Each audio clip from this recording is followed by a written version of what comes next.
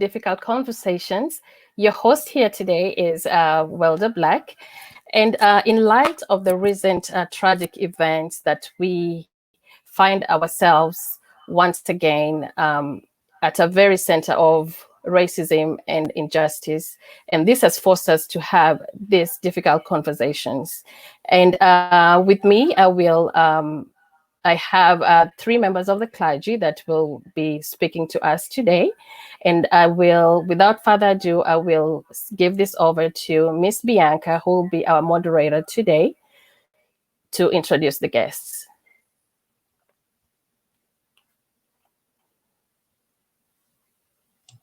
Hello, good afternoon, everybody. I know it's a Sunday and everybody is relaxing. I hope you all had a great week. And just before the beginning of the week, we wanted to have this conversation and have a candid, open conversation. So comment, ask your questions below. And I'm going to introduce the clergy that I have with me. And I have two senior pastors with me.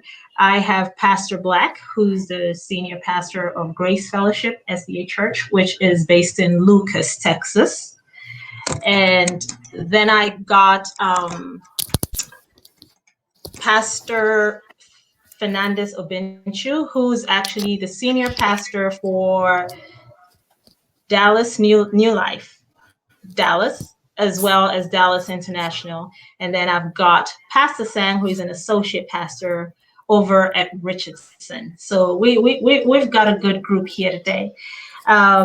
Racism, social justice is, as we know, the past week has brought a lot of feelings for everybody. It's invoked a lot of discussions, either in the kitchen table, at your workplace, or even in your Zoom meetings. This has come up. It has touched everybody this time, more or less, more than we've seen before. But today we are going to focus on what the role of the church is and how the church perceives it, or how we move forward from here.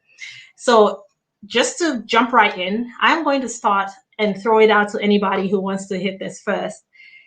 And what does unity mean? Because we're focusing on Unity Weekend this weekend. What does unity mean to you and your congregants, and as it relates to your congregants and your work in mission, and you as a person, and how does that work into you as a pastor? So anybody can take that right off the bat. Let's go.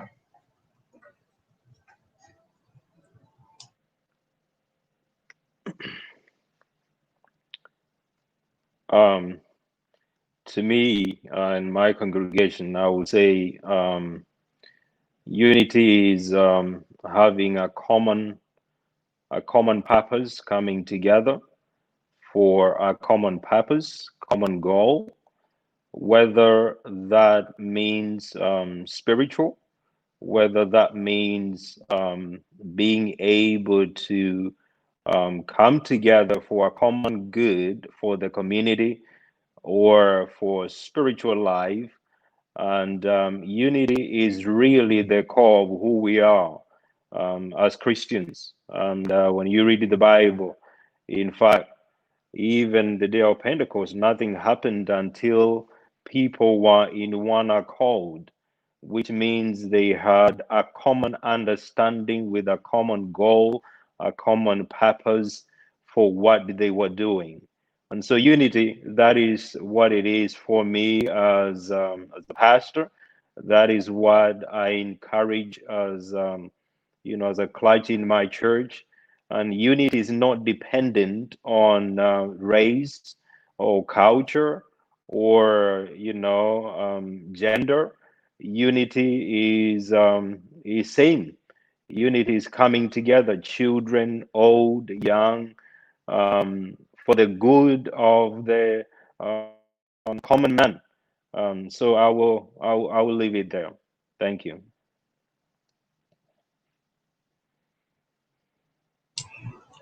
Okay, great. So we can. Let's get another perspective. Pastor Black, what does unity mean to you? Unity is a coming together, a oneness with a common purpose, as Pastor Mbichu rightfully said, but we are united in our need for God's grace. That's what brings us together as we seek to access His providence, access His grace. We are united in that purpose. And as we seek His grace, we are the outflow, the result of that unity should be then a caring for each other and responding to each other's needs.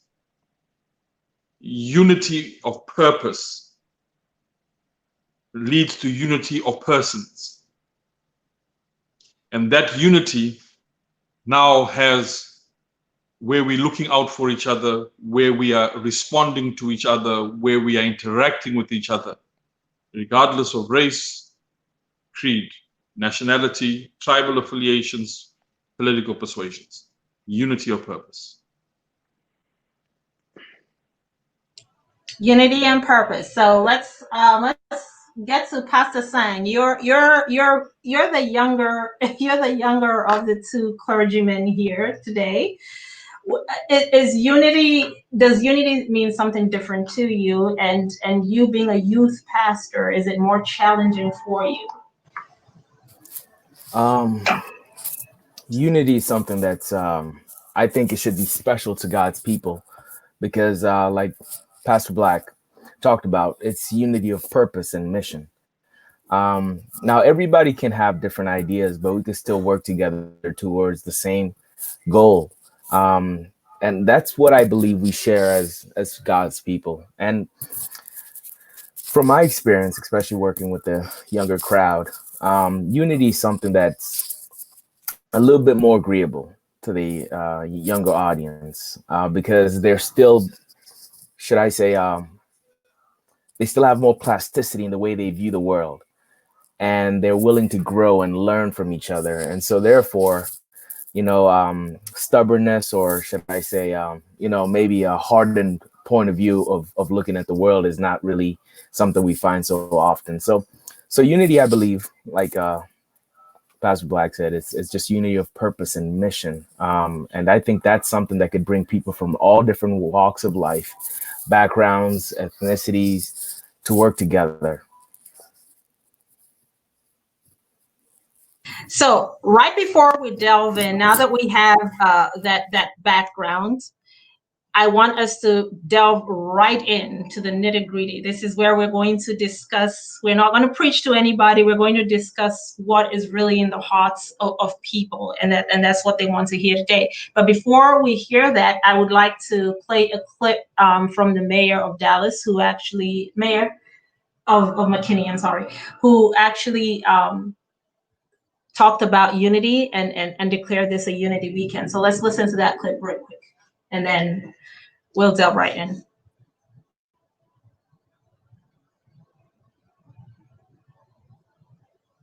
White, black, brown citizens all standing together. Look around you. We are all here, all for a common goal, all for a single purpose. And that is the most powerful thing that can happen. And as I hear about the unity table, my first thought was, why didn't I ever think of that? What I can do is I can see and seize an incredible idea. And I hereby proclaim, as the mayor of this great city of McKinney, that every fifth weekend will be Unity Table Weekend. And if you don't participate, I'm going to proclaim that you're not allowed to be in the city. And I want to say one other thing, because as I have been, all this has unfolded, and there's been conflict. There's been conflict in our city. It's been conflict between me and my brother over here on council. There's been a lot of conflict all over the world. And one thing I cannot help to believe is that we have, as a country, become, in my mind, nearly unrecognizable. There's so much hate. There's so much diversity. There's the racial equality that is so absolute.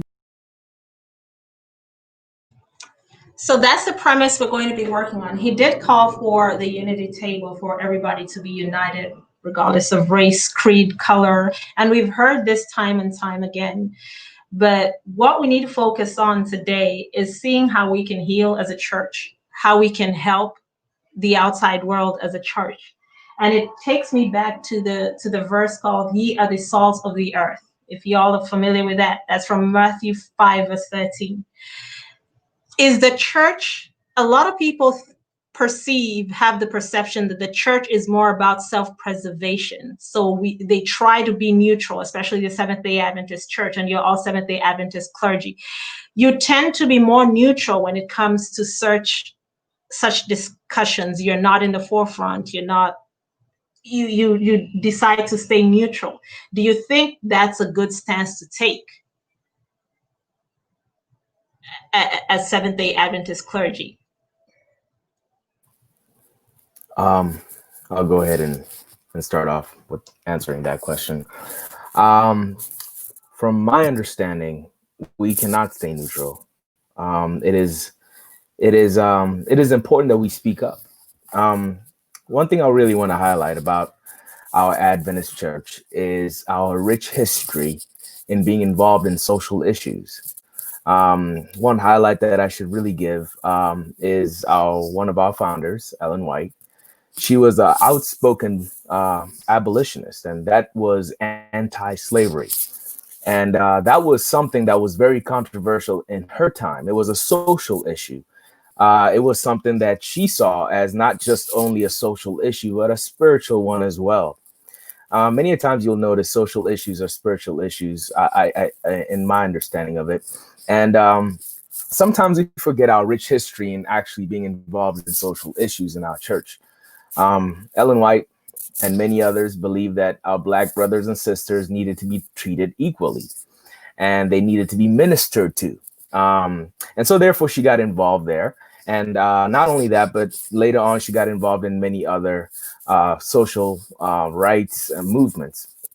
And I want to say that as a church, we find our credibility by how we serve our community. I believe that as a church, we're called to, yes, minister to the people and preach the good gospel.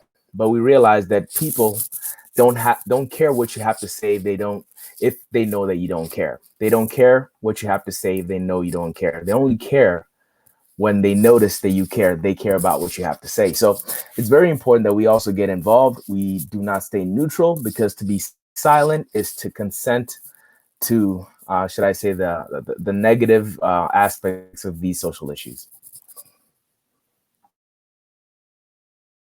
Silence sometimes can speak volumes, and that's what we're trying to figure out here. Why? And in this issue, really, like for instance, we were protesting this week, and when we saw the prayer, the day of prayer, which was in Collin County, there was a representation of Seventh-day Adventist churches, but not in the forefront. So I'll let another Pastor Ralph or Pastor Bencher, you can jump in right here.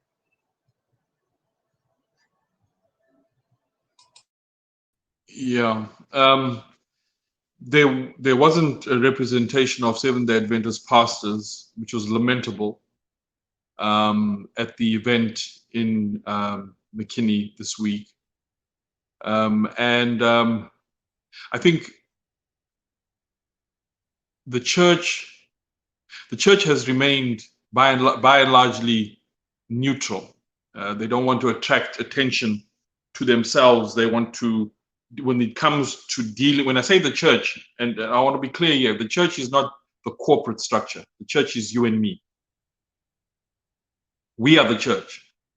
The men and women that we vote or nominate to lead come from amongst us. They normally pander to our whim as members of the church collectively.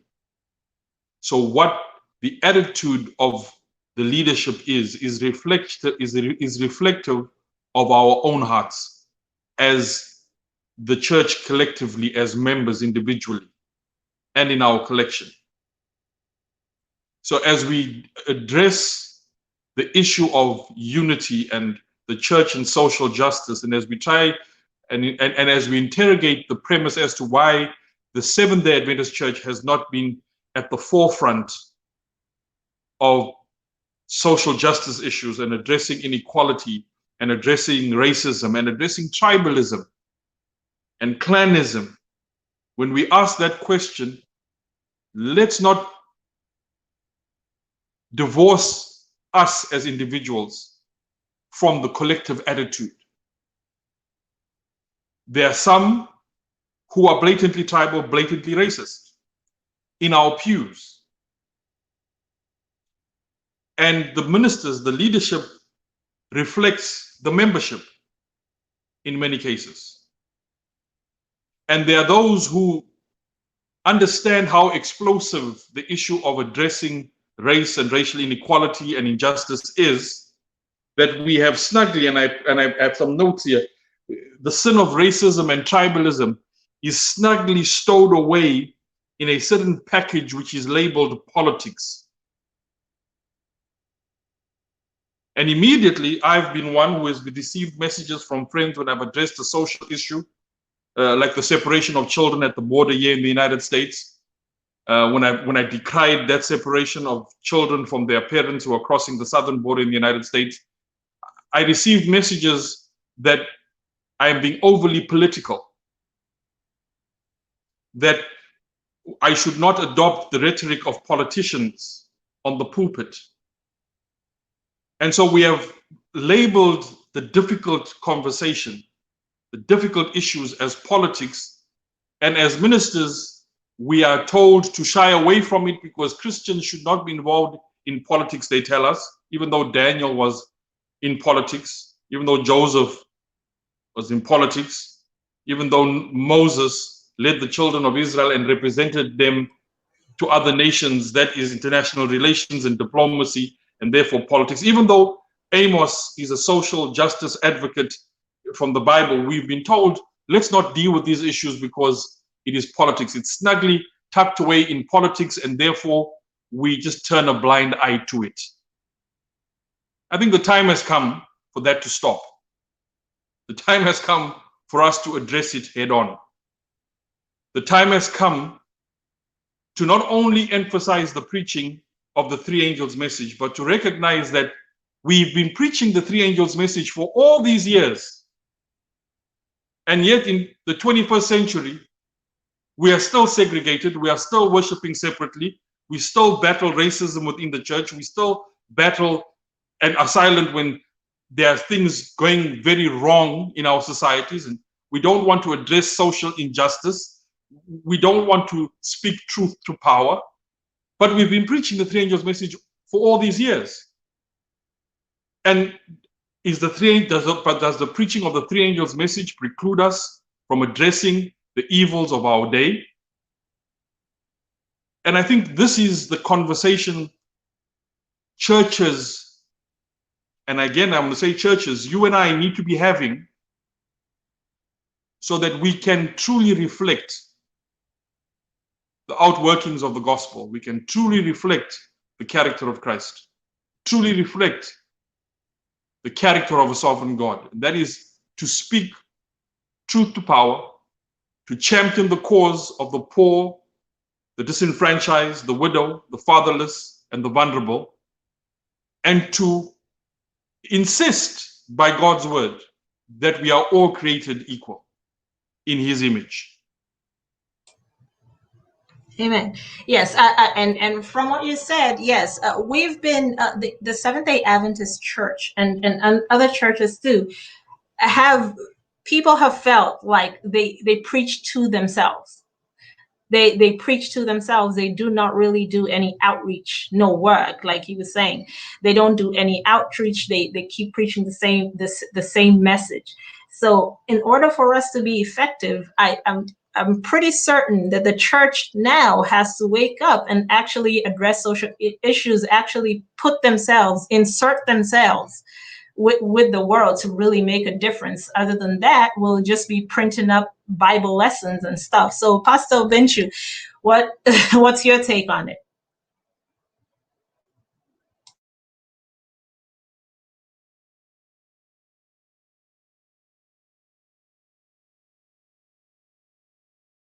we have separated ourselves from what happens within the community, and to an extent that a church can become most like a club for only few elite people who come in there. But we are very connected with the community. In fact, we are called not only to be members of a church, but we are called for mission. Now, the Bible says, "Go ye therefore." The Bible doesn't say you come to church. It says, "Go ye therefore." So I would say, number one, that is a mandate for us to go out to the community. Now, I have spoken before, and I even preached from the pulpit. I said we can be neutral when it comes to bipartisan and that kind of politics, but you cannot be neutral when it comes to the oppressor and the oppressed. Where do we get social justice? Where do we get it from? It is very biblical. In fact, the core of the message we get is that God is just. We hear about God is love. We talk about God is holiness, but God speaks over and over about being just. And so we need to speak about these issues, and we not only need to speak, but we need to get involved. If I can quote, Martin Luther says, "There comes a time when silence is betrayal. Our lives begin to end the day we become silent about the things that matter. In the end, we will remember not the words of our enemies, but the silence of our friends." And that is true. There are times that it gets to a place that we need to speak and speak boldly about what is happening. Now, where do we get the message as clergy, as a church? It is right there in the Bible. What is the gospel? Talk about what is the gospel. Yes, the gospel is a good news. But what is the good news? Is about God, yes. Who did what? About Christ, who did what? Who came to reconcile us, to God, but also who proclaims to us and reminds us in his word that he came to transform us. And that means shaping our behaviors, our priorities, our values, our relationship with one another, and much more. So, gospel cannot just be spoken in the pulpit in our church, but not be lived in the community. People will say, "Yeah, don't talk about the sermon. Let me see the sermon." But how do we proclaim about the sermon? Jesus himself, a good example, when he met people, when he met people, Jesus, many examples that you read in the Bible, he went out when he saw them who were in need. The Bible says he had compassion. What does the word compassion mean? Compassion doesn't mean, "Oh, I'm sorry. Oh, you are hurting. Oh, okay." The word compassion means it went to the gut of who he was. He felt, he saw the oppressed, he saw the needy, he saw the poor, those who were mistreated. But Jesus said he had compassion. But every time you read the word of God that says Jesus had compassion, there was an action. It was not compassion and sitting down and do nothing. Every time you see the word Jesus had compassion, there was an action. So maybe the question we need to ask ourselves, does our compassion bring us to action? Or does our compassion, make us feel sorry for them, but we are not moved to do anything for them? And I'm saying here, let us, some people having a rhetoric right now about this is happening, and you will hear people say, "Oh, I feel bad for my black brothers. I feel bad for my black sisters." There is, let us not speak out of guilt, because I've heard many conversations, people talk about guilt. Does that guilt change and become conviction? Because conviction calls for action. But when you just say a word and go home and sleep, you just felt guilt, you just felt bad. But are we listening? maybe, are we listening to what the world is saying?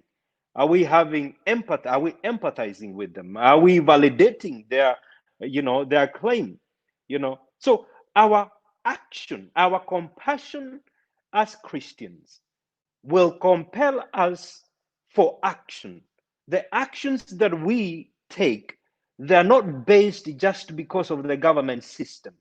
They're based on biblical system, because the Bible does not just, in fact, the Bible moves higher than social justice, because the Bible requires us not only just to act, but to think. Even our thoughts, they should be right and just, not just in actions.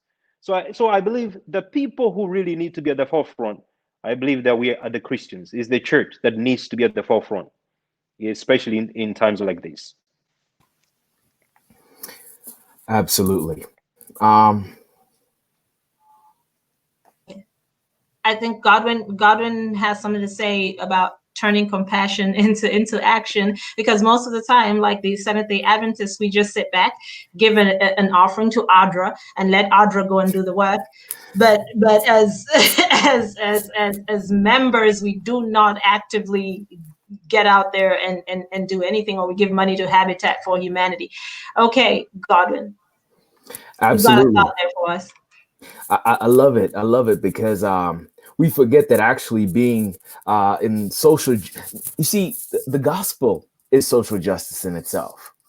I believe you cannot have one without the other. As a matter of fact, we forget that when Jesus came to this world, he was coming here to show us the love of the Father, And it's so interesting because as we talk about love, the love of God, which really the world needs, we forget, and we normally read 1 Corinthians chapter 13 when we're talking about love, right? And I always find it funny that when we talk about love, we only talk about it in weddings. We forget that love is a principle, it's not an emotion. It is a way of life. And it's so interesting because as Christians, people who are Christ-like, we're supposed to be driven by this love, like Pastor Fernandez talked about compassion. And this is not just a feeling, it's a principle, it's a way of life, it's a verb, it causes you to act. And it's so interesting because in 1 Corinthians 13, verses 6, it just talks about love. Like 1 Corinthians chapter 13 is talking about love. And it comes here in New Living Translation. And I love the translation here. And it says, love, guess what? It does not rejoice in injustice, but rejoices whenever truth wins out. Where injustice is, love is not. Where injustice is, love is not. Love doesn't only drive away fear, but it drives away injustice. And this is something that's very biblical. And I want to say this. When Jesus was beginning his ministry, he got in front of the congregation and he was reading and reciting from Isaiah chapter 61. And I love this because here, Jesus gives us the philosophy of his ministry. He's saying, this is what I'm all about. This is what I'm going to be doing. This is who I am. I'm the representation of Isaiah chapter 61. And it's so interesting because the way he quotes it, he actually brings conviction to the Jewish people just as much as he brings conviction to us as Adventists. Because he goes ahead and says, the Spirit of the Lord God is upon me, because the Lord had anointed me to preach good news, good tidings unto the meek. He has sent me to bind up the brokenhearted, to proclaim liberty to the captives, and the opening of the prisons to them that are bound. And he actually does not finish this quotation because in Luke chapter 4, verse 18, he goes ahead and he just says to proclaim the liberty of the captives and to open the prisons to them who are born, to proclaim the acceptable year of the Lord. And he doesn't finish. He skips out on one really important part that most Jewish people at that time were really waiting for. And that is, and the day of the vengeance of our God. You see, that was the second coming of Jesus. You see, the Jews were looking forward to being that kingdom. They were looking forward to having that dominance. They were looking forward to be justified in their religion by the coming of the Lord, just as much as we as Adventists, we're looking forward to the second coming. But Jesus doesn't quote that in Luke chapter 4, verse 18, because he realized that in looking forward to the second coming, the Jewish people had forgotten to do what God had called them to do before they could preach about that second coming. And just like as Adventists, We focus so much on the second coming that we forget that we are supposed to be doing social justice. And social justice looks like healing the brokenhearted, setting those who are captives free, being in our community and helping and meeting the people's needs where they are. As a matter of fact, to just add on top of that, when Jesus was beginning his ministry, two of John's disciples came to him, asking him on behalf of John, "Are you the one we have been waiting for, or should we wait for another?" And how does Jesus reply them? He says, "What? The blind are seeing, right? The ones who are sick are being healed." He starts to talk about tangible things that are going on. And I'm saying that gave credibility to the gospel of Jesus Christ. I want to say today is the way we're in our communities, the way we're meeting the needs of those people who are around us, does it speak credibility to our message? I want to say that it's God-centered gospel whenever it meets people at their needs and it deals with social injustice. Great. Meet people at their point of need is a good thing, and love is the way. However, love, I'm not sure whether, like the verse in Matthew says, love thy neighbor. I am not sure how you're going to, the three of you are going to go back into preaching again. Your congregations are going to come back slowly. You're going to start to have physical services again. I personally, and I'm sure a lot of people, had trouble with loving their neighbor in the past 2 weeks. Let's be honest. I'm pretty sure we have doubted that we love the person next to us because of skin color, because it has brought up a lot of people's personal experiences. So we're battling with the idea of being captive to our own biases, to other people. Case in point, the Adventist Church has 2 conferences. It's an unspoken thing that people have said. So let's address it head on. There's a Black conference and a white conference. Why is there a need for a Black conference and a white conference per se? We're just going to dive in. Why the need for a white conference and a Black conference? Thank you, Bianca. I think what we've heard from my colleagues here is what we would preach on from the pulpit. And we are not the first pastors to preach that message. That message was preached to us when we were kids. It was preached to our parents when they were young. And we've heard that message. But we are here because that message has not been applied. Compassion to action, Pastor Mbichu. It's what we have to do now. Do our churches reflect the communities in which they are based?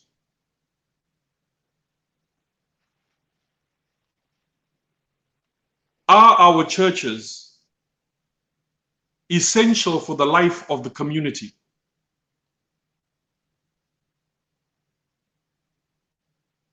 These are key issues. If our churches are all white or all Black or all African, and they don't represent the communities in which they are based, how effective are we to those and in those communities? A few weeks ago, Donald Trump, the President of the United States, declared from the podium that church services are essential services. And there was a flurry of activity from the church. And again, I want to redefine the church, not the administration, us, the members, that we are declared essential. But if we have to wait for a politician to tell the church that it is essential, then we haven't been essential up until that declaration. In the months of the churches being closed to congregational worship, to the gathering, did our communities miss us? Did communities say we miss Lucas Grace Fellowship because they provided and spoke to the needs of our people? They fed our young children, they clothed us, They gave alcoholic or Narcotics Anonymous lessons. There was divorce recovery programs. Were we essential to the communities up until COVID? And the answer is no. We were not essential. Our churches don't represent the communities in which they are based. We are missionaries. We travel from one zip code to the next zip code and we gather. But the church is not for gathering. The church is for going. And so what COVID-19 pandemic has said to us and has taught us, what the latest, the death and the response to the death of Mr. Floyd has taught us, all the protests of the last couple of weeks, is that the church now has to practically deal with the issues that have been raised.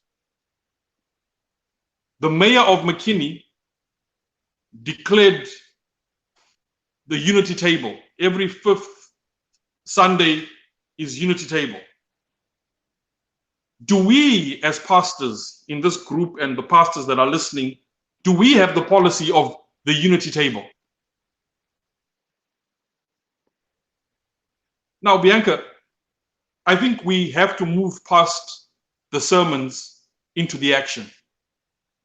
If we are to seize this moment, if you and I as the church are to redeem the moment, there has to be a practical change in the way we go about our business. And I use that in inverted commas. How we go about our business. The church cannot return to business as usual. Number one, we have to reach out to the communities in which we are based. We are to walk the streets and the neighborhoods in which the church building is located and where you and I as the church gather.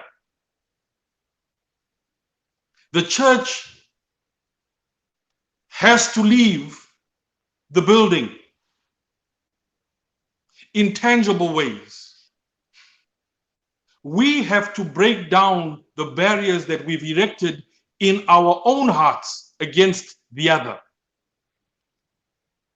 Now, you made a very important point, Bianca, that in the last 2 weeks, it has been difficult for us to love our neighbors. I beg to differ. We have not loved our neighbors. And the last 2 weeks has shown us the condition of our heart.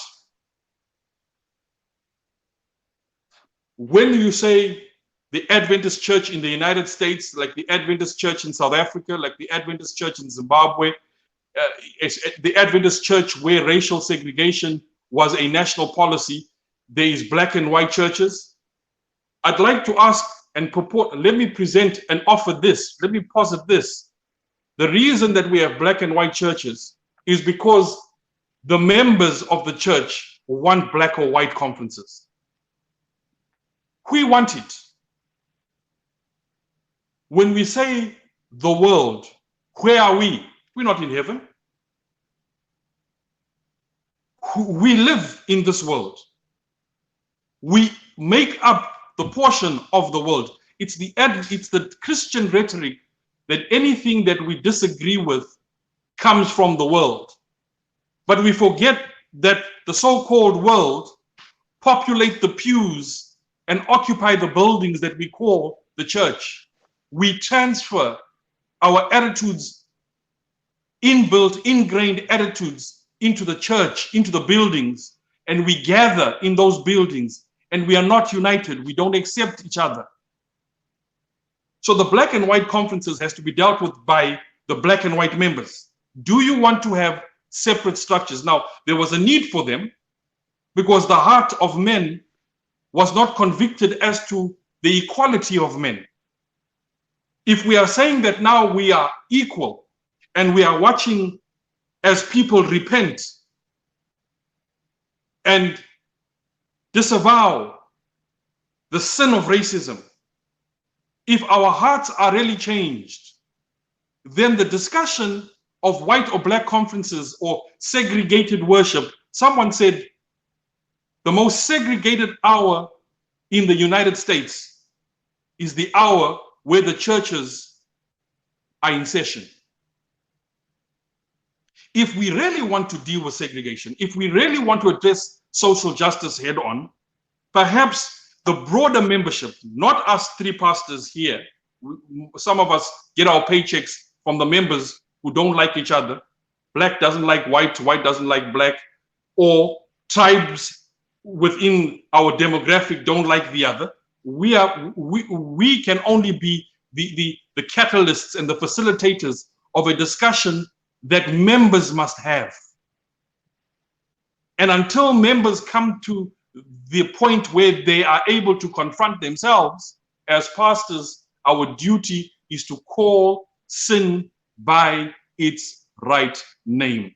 We are racist, we are tribalist, we are not ready for the coming of Christ.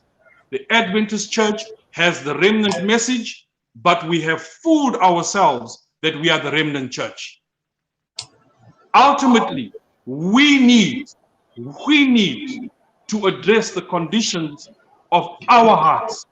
Unless we confess our sin, we'll have this conversation again in 2 years' time. And we'll continue to have this conversation until the Lord comes. And I saw, thank you for that. And I'm glad that you brought that up. Within ourselves, we have to start from within in order for us to reach without. Now, before I let anybody else jump in, just a quick thought is that there's a weed that is choking a lot of your congregations and congregations that I've been part of, and a lot of people who are viewing congregations. The weed that is choking us, which is worse than racism, could possibly be tribalism. And when you have this, then you start to have a lot of breakaway congregations. And well, I know for Pastor Sang and Pastor Black, the both of you have quite a diverse group of membership. Your membership is a little diverse. I can say you have a mix. Pastor Obenchu, how do you deal with this issue of tribalism and racism? Because your flock is more or less narrowed down to a specific group. How do you deal with this?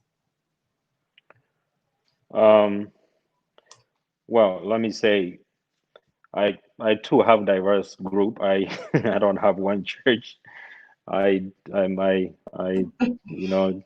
have a diverse group as well.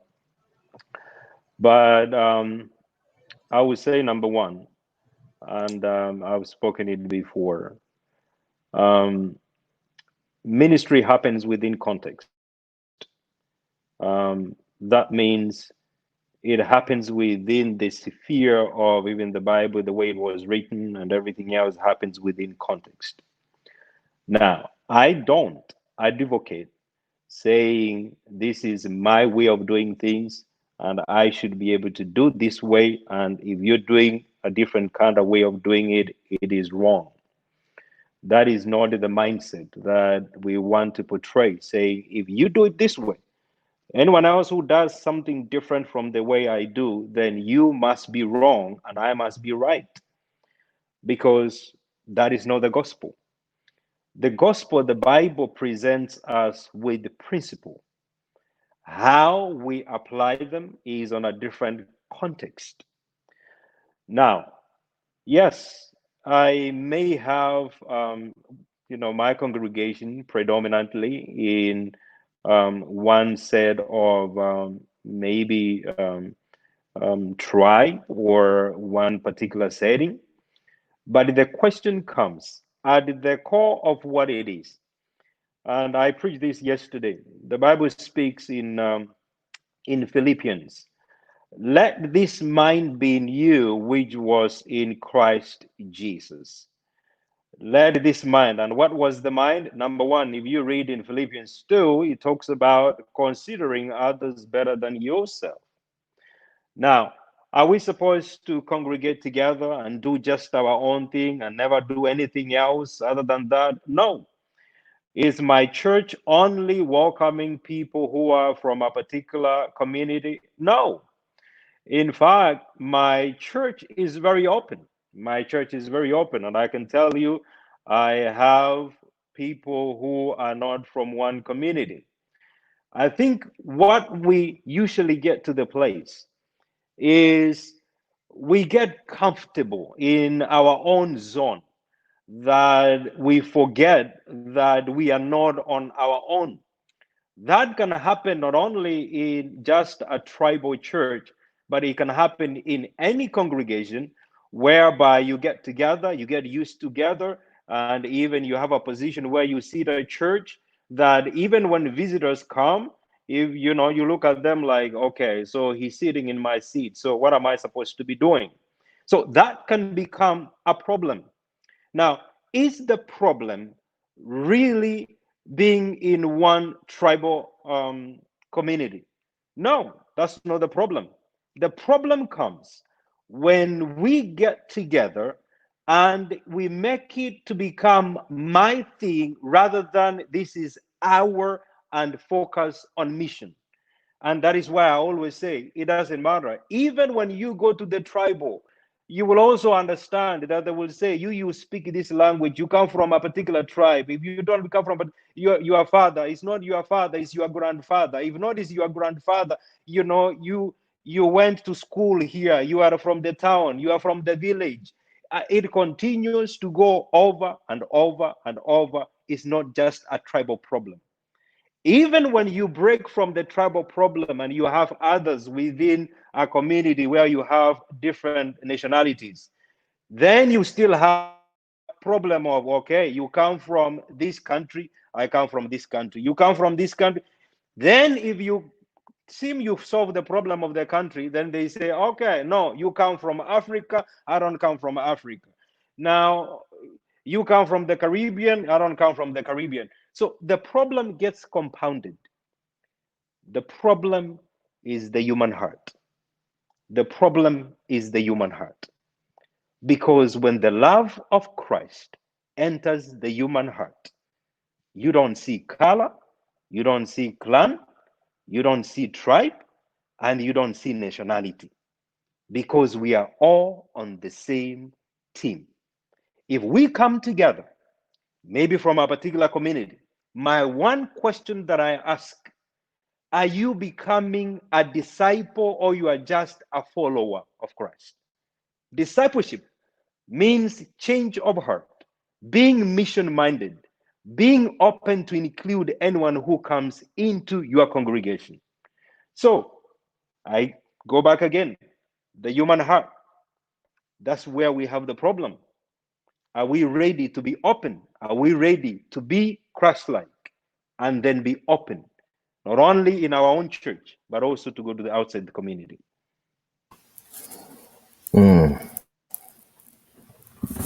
Absolutely.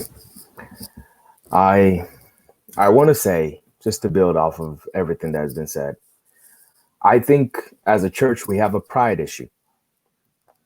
I think we have an issue with pride.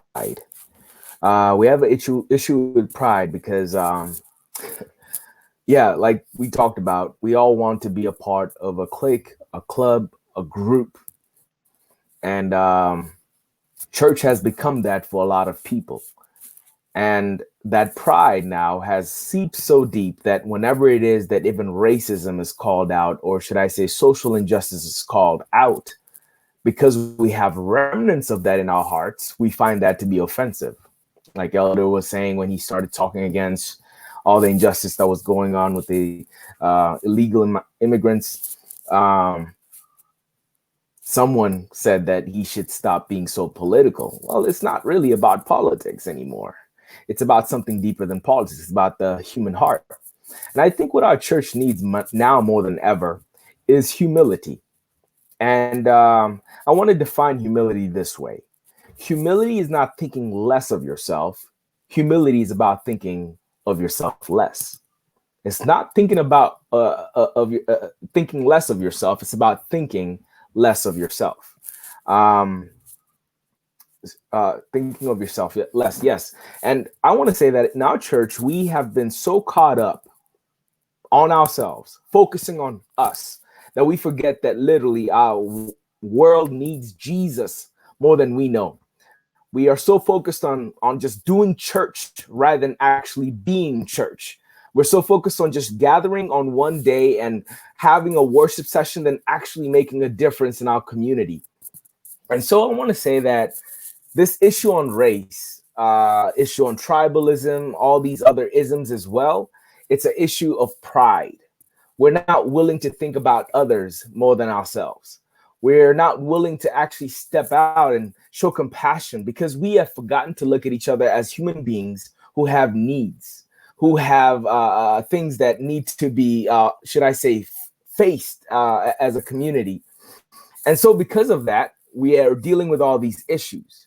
We've forgotten that love thinks of others. We've forgotten that love is in the business of serving. We've forgotten that love is reflected in the way we treat other people. And so now that it's actually coming to the surface, people are finding it more offensive to deal with it than to actually do some soul searching and reflection on this topic and these issues.